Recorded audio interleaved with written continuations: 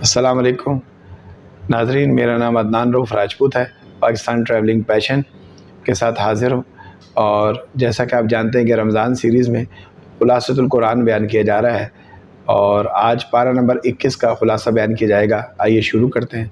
आऊज़ु बिल्लाहि मिनश शैतानिर रजीम, बिस्मिल्लाहिर रहमानिर रहीम।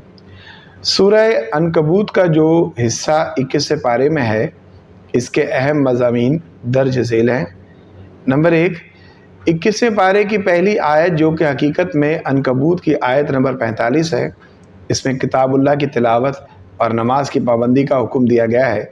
नमाज का फ़ायदा ये बताया गया है कि ये बेहयाई और बुरी बातों से रोकती है। आयत नंबर 45।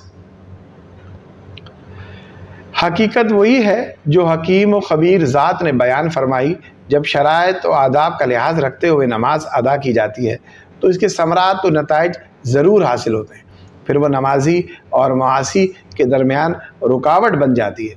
इमाम अबू अल आलिया रहमतुल्लाह अलैह फरमाते हैं, नमाज में 3 सिफ़ात पाई जाती हैं: इखलास, खशियत और ज़िक्रुल्लाह, जो कि कुरान है।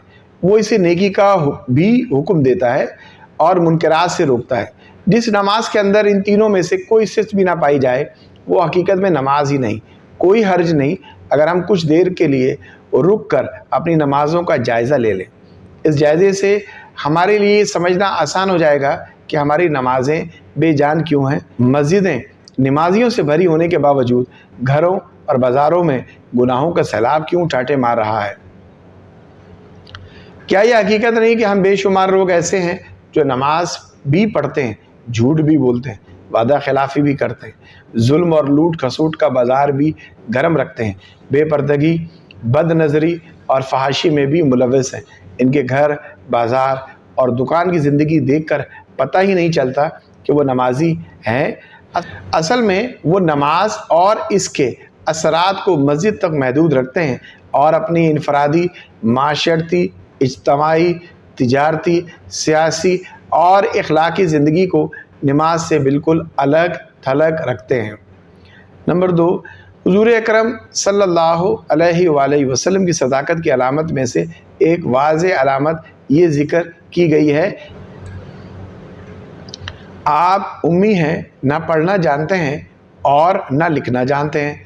अगर लिखना पढ़ना जानते होते तो बातिल परस्त शक करते कि शायद आपने पहली किताबों से ये अलूम हासिल कर लिए हैं। सदाकत की इस वाज़ेह और ज़िंदा दलील के बावजूद मुनकरीन एतराज़ करते थे कि हम जिन मौज़ात का मुतालबा करते हैं वह आपके हाथों क्यों ज़ाहिर नहीं होते। अल्लाह फरमाते हैं, क्या कुरान का मौज़ा इनके लिए काफ़ी नहीं। आयत नंबर 51, जिसकी नज़ीर पेश करने से इनके फुसहा और बलगा आजिज़ आ गए हैं। कुरान तो मौज़ों का मौज़ा है, इसकी मौजूदगी में किसी दूसरे मौज़े का मुतालबा अनाद और जहालत के सिवा कुछ नहीं। इनकी जहालत को तो ये हाल है कि बसा औकात वो खुद अजाब का मुतालबा करने लगते हैं। आयत नंबर 53-54, कुरान कल भी मौज़ा था, आज भी मौज़ा है, लेकिन कुरान ने जो इल्मी और साइंसी इंकशाफात किए थे, अरब के बुद्दू और अजम के दानिश्वर इनको समझने से कासिर थे, मगर आज का इंसान इन्हें आसानी से समझ सकता है। इसलिए नाचीज़ की राय ये है कि इंसानी मामलात और तहकीकात में जूं इजाफ़ा होता जाएगा, कुरान करीम की इजाज़ी शान इतनी ही नुमाया होती जाएगी। कहने का मकसद ये है कि कुरान का मौज़ा होना कल के मुकाबले में आज ज़्यादा वाज़ेह है और आसानी से समझ में आ सकता है। हो सकता है कल के अरबों को तो कुरान का मौज़ा होना आसानी से समझ में आ जाता, मगर अजमियों को कुछ मुश्किल पेश आती होगी। मगर इशाअत इल्म के इस दौर में क्या अरब और क्या अजम, क्या हिंदी और क्या यूरोपी, हर शख्स इसके इजाज़ का एतराफ़ करने पर अपने आप को मजबूर पाता है। शर्त सिर्फ ये है वो इसे पढ़े और इसमें गौर व तदब्बुर करे। नंबर 3, मुआइंदीन का हाल बयान करने के बाद मुत्तकीन का तज़किरा किया गया है और इन्हें रब्बुल इज़्ज़त ने हिजरत और दीन के राह में आने वाले मसाइब पर सब्र की तलकीन की है। आयत नंबर 56 से 59 तक, जो लोग तर्क वतन करते हैं इन्हें माशी ज़रूरियात की फ़िक्र यकीनन लाहक होती है कि परदेश में घर का चूल्हा कैसे जलेगा। इसलिए तसल्ली देते हुए फरमाया गया है कि जो अल्लाह کمزور جانوروں کو رزق دیتا ہے وہ تمہیں بھی دے گا، اس لیے ہجرت کی صورت میں تمہیں فقر سے ڈرنے کی ضرورت نہیں۔ نمبر 4، کہا جا سکتا ہے اس صورت کی آخری آیت میں پوری صورت کا خلاصہ اللہ تعالیٰ نے بیان کر دیا ہے۔ جو لوگ ہمارے لیے مجاہدہ کرتے ہیں ہم انہیں ضرور اپنے راستے دکھا دیتے ہیں، اور بے شک اللہ نیکوکاروں کے ساتھ ہے۔ جو لوگ اللہ کو راضی کرنے کے لیے اپنے نفس و شیطان اور دشمنان دین کے ساتھ جہاد کرتے ہیں، اللہ تعالیٰ نے انہیں دنیا اور آخرت میں سعادت کی راہ تک پہنچنے کی توفیق عطا فرما دیتا ہے۔ سورہ روم مکی ہے، اس میں 60 آیات اور 6 رکوع ہیں۔ قرآن کریم کی وجوہ اعجاز میں سے ایک اہم وجہ اس کی پیشن گوئیاں بھی ہیں، اور اس صورت کے شروع میں ایک پیشن گوئی بھی مذکور ہے جو بعد میں حروف بحروف سچی ثابت ہوئی۔ یہ پیشن گوئی رومیوں کے غالب آنے کے بارے میں تھی۔ اس پیشن گوئی کا پورا ہو جانا انتہائی غیر معمولی غیر عادی واقعہ تھا، کیونکہ جس وقت قرآن نے یہ خبر دی تھی اس وقت ایرانی رومیوں پر پوری طرح چھائے ہوئے تھے۔ اس وقت تک رومی سلطنت زندگی اور موت کی کشمکش میں مبتلا تھی۔ سرحدی حالات کے علاوہ اندرونی حالات بھی انتہائی ابتر تھے۔ یورپ میں غدر مچا ہوا تھا۔ رومیوں کا بادشاہ ہرقل زوال کی تیز آندھیوں کے سامنے بے بس ہو کر ذلت اور پسپائی سے سمجھوتا کر چکا تھا، چونکہ ایرانی مشرک اور آتش پرست جبکہ رومی خدا پرست تھے۔ اس لیے مشرکین مکہ اپنے ہم مذہبوں کے غلبے کی خبریں سن کر خوشی سے بغلے بجاتے تھے۔ ان مخدوش حالات میں قرآن نے پیشن گوئی کی کہ 9 سال کے اندر رومی ایرانیوں پر غالب آ جائیں گے۔ یقیناً مشرکین نے قرآن کے اس اعلان اور اطلاع کا خوب مذاق اڑایا ہوگا، لیکن ٹھیک 9 سال کے اندر قرآن مجید کی یہ عظیم و شان پیشن گوئی پوری ہو کر رہی۔ رومیوں نے ایرانی کے جاہ و جلال کو اپنے پیروں تلے روند ڈالا اور سلطنت ایران کے قلب میں رومی جھنڈا نصب کر دیا۔ مذکورہ پیشن گوئی کے علاوہ جو اہم مضامین سورہ روم میں بیان ہوئے وہ درجہ ذیل ہیں۔ نمبر 1، سورہ روم اس مارکے کی حقیقت بتاتی ہے جو حزب الرحمن رحمان کی جماعت اور حزب الشیطان شیطان کی جماعت کے درمیان قدیم زمانے سے جاری ہے۔ کفر و ایمان اور حق و باطل کے درمیان یہ مارکہ اس وقت تک جاری رہے گا جب تک کہ فیصلے کا دن نہیں آ جاتا۔ اس دن نہ صرف یہ مارکہ ختم ہو جائے گا بلکہ دونوں جماعتوں کو بھی الگ الگ ٹھکانوں پر پہنچا دیا جائے گا۔ ارشاد باری تعالیٰ ہے، جس دن قیامت برپا ہوگی وہ الگ الگ فرقے ہو جائیں گے۔ اہل ایمان کو جنت میں جگہ دی جائے گی اور کافروں کو عذاب میں ڈال دیا جائے گا۔ نمبر 2، اللہ تعالیٰ نے اس سورہ میں اپنے وجود اور عظمت و جلال کے ساتھ دلائل ذکر فرمائے۔ اللہ تعالیٰ ایک چیز کو اس کی ضد سے پیدا کرتا ہے۔ زندہ اور مردہ ایک دوسرے کی ضد ہیں، لیکن وہ اپنے قدرت کاملہ سے نطفے سے زندہ انسان، انڈے سے بچہ، بیج سے درخت اور اس کے برعکس بھی پیدا کرتا ہے۔ آیت نمبر 19۔ اس نے انسان کو بے جان مٹی سے پیدا کیا۔ انسان سے مراد یا تو حضرت آدم علیہ السلام ہے جو مٹی ہی سے پیدا کیے گئے تھے، یا ہر انسان، کیونکہ اس کی غذائی اور جسمانی ضروریات مٹی ہی سے پیدا ہوتی ہیں۔ آیت نمبر 20۔ میاں بیوی کے درمیان ایسی محبت پیدا کر دیتا ہے کہ یوں محسوس ہوتا ہے کہ وہ ایک دوسرے کے جسم کا حصہ ہیں، حالانکہ بعض اوقات شادی سے پہلے ان کا آپس میں کوئی تعارف ہی نہیں ہوتا۔ اس نے ارض و سما کو اور جو کچھ ان کے اندر ہے پیدا کیا، اور انسانوں کی زبانیں اور رنگ مختلف بنائے۔ کسی کی زبان عربی، کسی کی فارسی اور انگریزی، اور کوئی فرانسیسی بولتا تھا، اور کوئی اردو اور کوئی جاپانی۔ کسی کا رنگ کالا اور کسی کا سرخ ہے۔ آیت نمبر 220۔ وہ رات اور دن میں نیند کے ذریعے انسان کو سکون عطا کرتا ہے۔ انسان کا جسم ایک ایسی مشین ہے جس سے اگر مشاغل کے ہجوم میں وقفہ سکون نہ ملے تو یہ مشین خراب ہو جاتی ہے۔ آیت نمبر 23۔ آسمان پر بجلی چمکتی ہے جس سے دل میں خوف پیدا ہوتا ہے اور امید بھی، پھر بارش برستی تو مردہ زمین زندہ ہو جاتی ہے۔ آیت نمبر 24۔ ارض و سما کا مستحکم نظام جو باری تعالیٰ کی زندہ دلیل ہے۔ آسمان کی چھت کسی ستون کے بغیر کھڑی ہے اور اس کے مدار میں ستارے دوڑ رہے ہیں، مگر نہ اضطراب ہے نہ شور۔ یوں ہی زمین مسلسل حرکت کر رہی ہے، مگر اس کے سینے پر بسنے والوں کو اس کا احساس تک نہیں ہوتا۔ یہ صورت بتاتی ہے ہر زمانے میں اللہ کا یہ دستور رہا ہے، وہ حق کو باطل پر غلبہ عطا کرتا ہے آیت نمبر 47۔ اگر کہیں اہل حق مغلوب ہوں تو انہیں اپنا محاسبہ کرنا چاہیے کہ کہیں ایسا تو نہیں کہ انہوں نے باطل کے طور و طریقے اپنا لیے ہوں اور باطل پرستوں نے حق کے بعض اصول اختیار کر لیے ہوں۔ اس صورت میں متعدد ایسے تکوینی دلائل اور مشاہد مذکور ہیں جو اللہ کی عظمت و قدرت کی گواہی دیتے ہیں۔ آیت نمبر 19 سے 27 اور 46 سے 50۔ سورت کے اختتام پر ان کفار مکہ کا ذکر ہے جو مردوں کی طرح تھے، نہ تو آیات الہیہ کو سنتے تھے، نہ دیکھتے تھے، اور نہ ہی ان میں غور و فکر کرتے تھے اور نہ ہی قبول کرتے تھے۔ ارشاد ہوتا ہے، اور ہم نے لوگوں کو سمجھانے کے لیے اس قرآن میں ہر طرح کی مثال بیان کر دی ہے، اور اگر تم ان کے سامنے کوئی نشانی پیش کرو تو وہ کافر کہہ دیں گے کہ تم تو جھوٹے ہو۔ اگر تم ان کے سامنے کوئی نشانی پیش کرو تو وہ کافر کہہ دیں گے تم تو جھوٹے ہو۔ آیت نمبر 58۔ سورہ لقمان۔ سورہ لقمان، اس میں 34 آیات، 4 رکوع ہیں، اور اس سورت کی ابتدا نبی کریم صلی اللہ علیہ وآلہ وسلم کے دائمی موضع یعنی قرآن کی عظمت کے بیان سے ہوئی، جو کہ ہدایت کا ربانی دستور ہے۔ اس کے بارے میں انسان 2 فریقوں میں تقسیم ہو گئے ہیں۔ ایک فریق مومنین کا ہے جو اس صحیفہ ہدایت کی ہر بات کی تصدیق کرتے ہیں۔ دوسرا فریق کافروں کا ہے جو اس کی آیت سن کر بربنا تکبر منہ موڑ لیتے ہیں، گویا انہوں نے کچھ سنا ہی نہیں۔ آیت نمبر 2 سے 7۔ اس کے بعد باری تعالیٰ نے اپنی قدرت اور وحدانیت کی 4 دلائل ذکر فرمائے ہیں۔ پہلی دلیل یہ ہے کہ اس نے آسمانوں کو بغیر کسی ستون کے پیدا کیا ہے، حالانکہ ان میں روشن ستارے بھی ہیں، شمس و قمر بھی ہیں، سیارے اور کہکشائیں بھی ہیں۔ فلکیات کی دنیا اتنی وسیع ہے کہ زمین جس پر ہم زندگی بسر کر رہے ہیں، اس کی حیثیت اس کے مقابلے میں وہی ہے جو ایک ذرے کی پوری کائنات کے مقابلے میں حیثیت ہے۔ دوسری دلیل وہ پہاڑ ہیں جنہیں زمین کا توازن برقرار رکھنے کے لیے اللہ نے گاڑ رکھا ہے۔ اگر پہاڑ نہ ہوتے تو یہ زمین ہوا اور پانی کی وجہ سے ادھر ادھر حرکت کرتی رہتی۔ تیسری دلیل بے شمار قسم کے حیوانات، مویشی، چوپائے اور حشرات ہیں۔ ان کے علاوہ فضاؤں اور سمندر میں رہنے والے ہزاروں قسم کے جاندار جن کی شکلیں، رنگتیں اور خصوصیات تک اللہ کے سوا کسی کو معلوم نہیں۔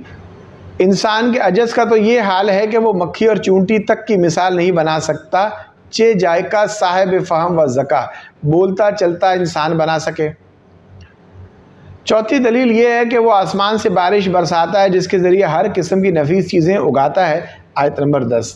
آسمان سے بارش کا برسنا تکوینی عجائب میں سے ہے، ایک بڑا عجوبہ اور دلائل قدرت میں سے ایک بڑی دلیل ہے، مگر انسان نے اس پر غور نہیں کرتا۔ وہ پانی جس سے سمندر، دریا، نہریں بھری ہوئی ہیں، یہ سب آسمان سے ہی برستا ہے۔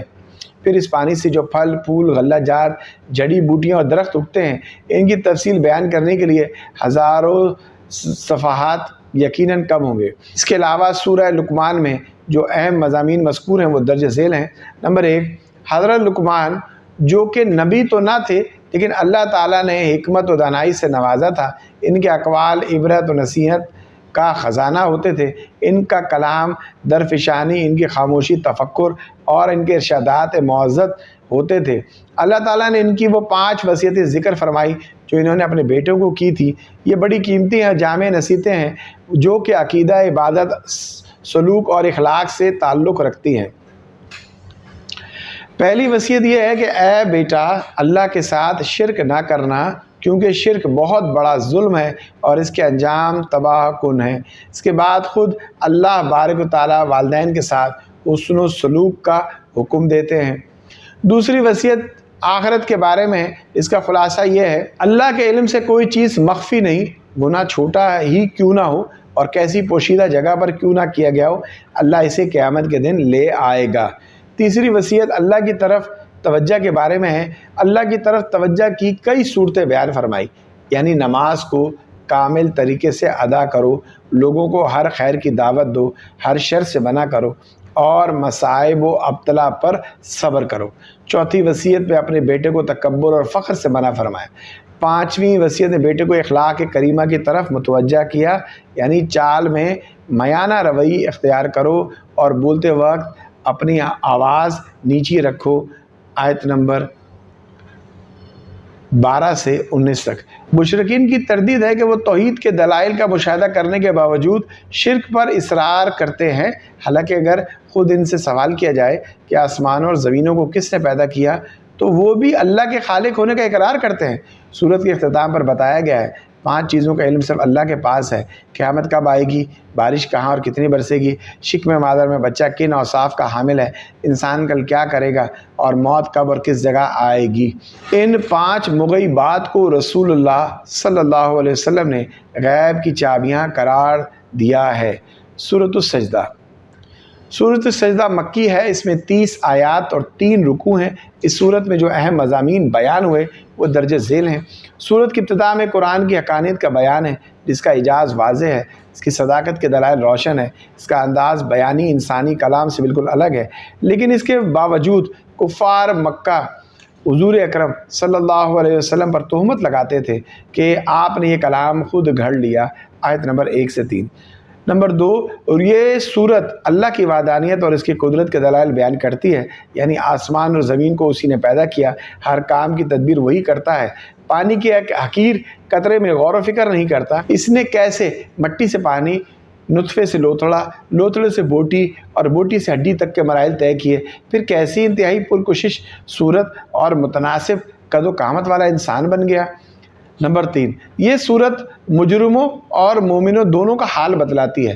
مجرم قیامت کے دن سر جھکائے کھڑے ہوں گے، ان پر ذلت چھائی ہوگی، وہ آرزو کریں گے کاش ہم دنیا میں لوٹا دیے جاتے تو ہم نیک اعمال کرتے۔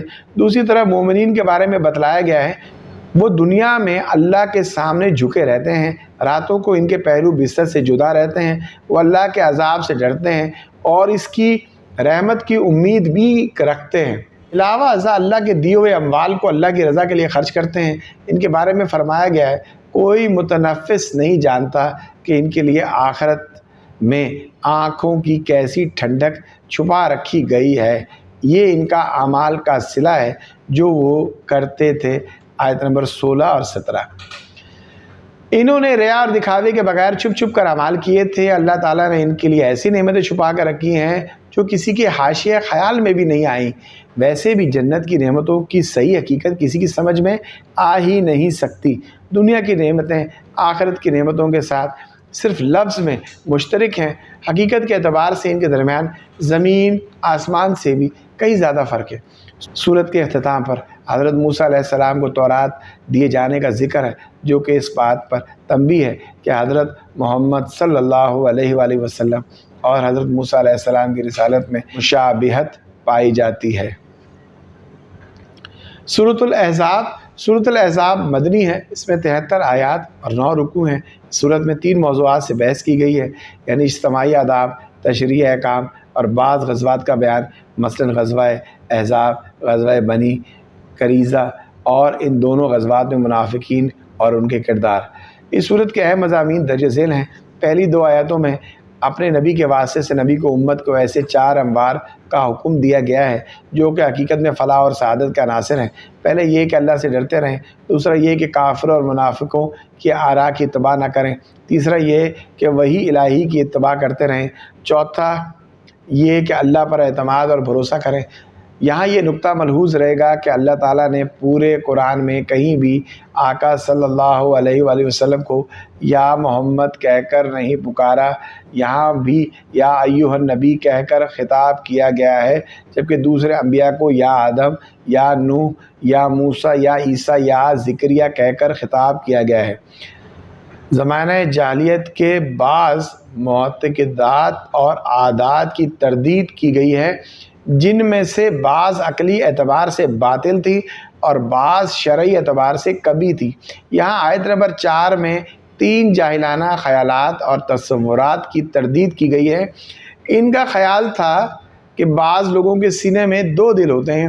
اس خیال کے رد میں فرمایا گیا، اللہ نے کسی آدمی کے پہلو میں 2 دل نہیں بنائے، دل تو بس ایک ہی ہوتا ہے، یا اس میں ایمان ہوگا یا کفر، ایک ہی دل میں کفر اور ایمان دونوں جمع نہیں ہو سکتے۔ اس سے ان منافقین کی بھی تردید ہو گئی جنہوں نے کفر اور ایمان کے درمیان ایک تیسرا درجہ نفاق کا بھی تجویز کر رکھا تھا۔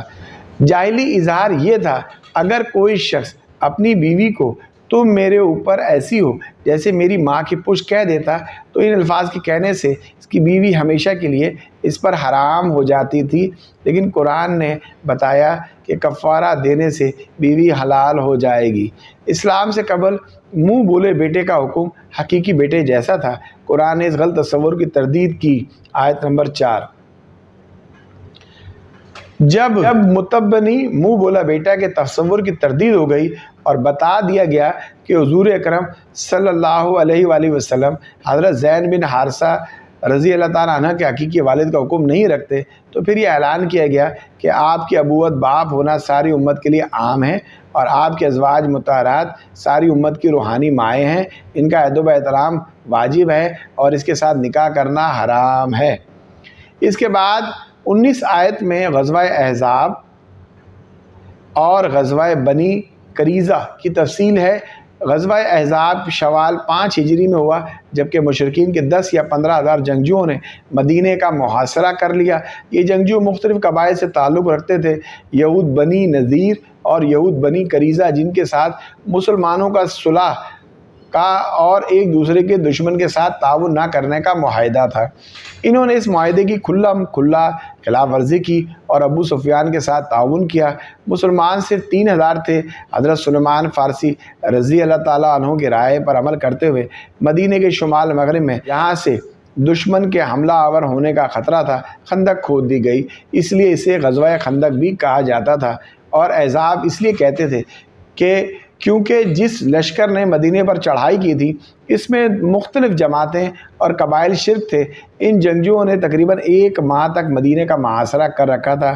پھر نعیم بن مسعود غطفانی کی کوششوں سے یہود اور قریشی اور غطفانی لشکر کے درمیان پھوٹ پڑ گئی۔ اللہ کی طرف سے انہی دنوں طوفانی آندھی آ گئی جس کی زد میں ان کے خیمے اکھڑ گئے، جانور بدک گئے اور ان کے عزائم پست ہو گئے۔ پھر قریش اور غطفان اور دوسرے قبائل اپنے مذموم مقاصد کی تکمیل کیے بغیر راہ فرار اختیار کر گئے۔ ابو سفیان اور اس کے حمایتیوں کے چلے جانے کے بعد مسلمانوں نے بنی قریظہ کا محاصرہ کر لیا اور انہیں ان کی عیش شکری کی عبرتناک سزا دی۔ اللہ تعالیٰ نے مذکورہ آیات میں ان دونوں غزوات کا حال اور منظر بیان کیا ہے۔ مسلمانوں کو بشارت سنائی ہے کہ عنقریب انہیں مزید فتوحات حاصل ہوں گی۔ چنانچہ مسلمانوں نے نہ صرف فارس اور بلکہ 20 ملک اور سینکڑوں شہر فتح کیے۔ انشاءاللہ قرآن کے ساتھ تعلق مضبوط اور دل میں ایمان راسخ ہو جانے کے بعد پورے عالم کو فتح کریں گے۔ یوں رب تعالیٰ کی یہ پیشن گوئی پوری ہو کر رہے گی۔ میں نے اپنے آخری رسول کو اس لیے بھیجا ہے کہ دین اسلام کو تمام ادیان پر غالب کر دوں۔ یہ غلبہ یقینی ہے اور کسی صاحب ایمان کو اس میں شک نہیں ہونا چاہیے۔ بظاہر حالات مخالف ہیں، لیکن جب اس پیشن گوئی کے پورے ہونے کا وقت آئے گا حالات بھی موافق ہو جائیں گے اور وہ افراد بھی مہیا ہو جائیں گے جو اپنے اخلاق و اعمال کے اعتبار سے پہلی صدی کے مسلمانوں کی یاد تازہ کریں گے۔ اس میں شک نہیں ہے کہ موجودہ دور کے مسلمان ایمان، اعمال، اخلاق، معاملات اور کردار کے اعتبار سے فاتح عالم بننے کی صلاحیت نہیں رکھتے، لیکن کیا اسلام اور قرآن بھی یہ صلاحیت نہیں رکھتے؟ رب کعبہ کی قسم، ان کے اندر عالم کو اور فاتحین عالم کو فتح کرنے کی پوری صلاحیت ہے، اور کون و مکان کے مالک کی قسم دنیا یہ نظارہ بہت جلد دیکھے گی۔ آمین۔ صدق اللہ العلی العظیم۔ الحمدللہ 21ویں پارے کا اختتام یہاں ہو جاتا ہے۔ اللہ تعالیٰ میرا پڑھنا اور آپ کا سننا قبول فرمائے، ہم دونوں کو، ہم سب کو اجر عطا فرمائے، اور اس میں کوئی غلطی ہو گئی ہو تو میرے پروردگار مجھے معاف فرمانا۔ آمین۔ اللہ حافظ۔